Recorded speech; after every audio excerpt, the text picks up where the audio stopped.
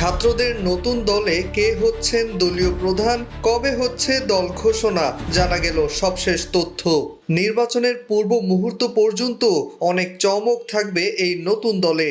এক দফা আন্দোলনের ঘোষক ও তথ্য এবং সম্প্রচার উপদেষ্টা নাহিদ ইসলাম আগামী ২১ ফেব্রুয়ারির মধ্যে পদত্যাগ করে নতুন দলে যুক্ত হচ্ছেন। তিনি এই দলের আহ্বায়ক হচ্ছেন, এটা প্রায় চূড়ান্ত।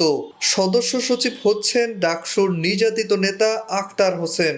আগামী ২৩ অথবা ২৪ ফেব্রুয়ারি দল ঘোষণার প্রাথমিক তারিখ রাখা হয়েছে।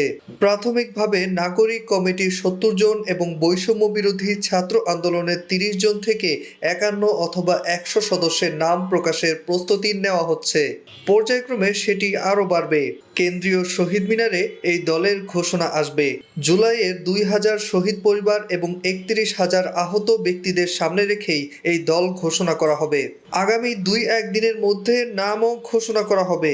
তার আগে ২০ ফেব্রুয়ারি বৈষম্য বিরোধী ছাত্র আন্দোলনের অংশ থেকে ছাত্র কমিটির ঘোষণা আসবে। সোমবার সন্ধ্যা পর্যন্ত নতুন দলের ৯টি পদ চূড়ান্ত করা হয়েছে। মুখপাত্র পদটি নারীদের ভেতর থেকে নেওয়া হচ্ছে। সামান্তা শারমিন অথবা উমামা ফাতেমা এ দুজনের একজন মুখপাত্র চূড়ান্ত হবেন। এছাড়া সংগঠক, মুখ্য সংগঠক, যুগ্ম ইত্যাদি পদে কারা আসছেন সেগুলো অত্যন্ত গোপনীয়ভাবে করা হচ্ছে। স্টুডেন্ট ফার্স্ট, বাংলাদেশ ফার্স্ট স্লোগানকে সামনে রেখে খুব শীঘ্রই এই ছাত্র সংগঠনের আত্মপ্রকাশ ঘটবে। দল ঘোষণার পর জুলাই আন্দোলনের প্রথম শহীদ রংপুরের আবু সাঈদের বাড়ি থেকে লং মার্চ শুরু করে চট্টগ্রামের শহীদ ওয়াসিমের বাড়ি পর্যন্ত লং মার্চ করার প্রাথমিক কর্মসূচি রাখা হয়েছে। আর এই লং মার্চ চলবে অন্তত ১৫ দিন।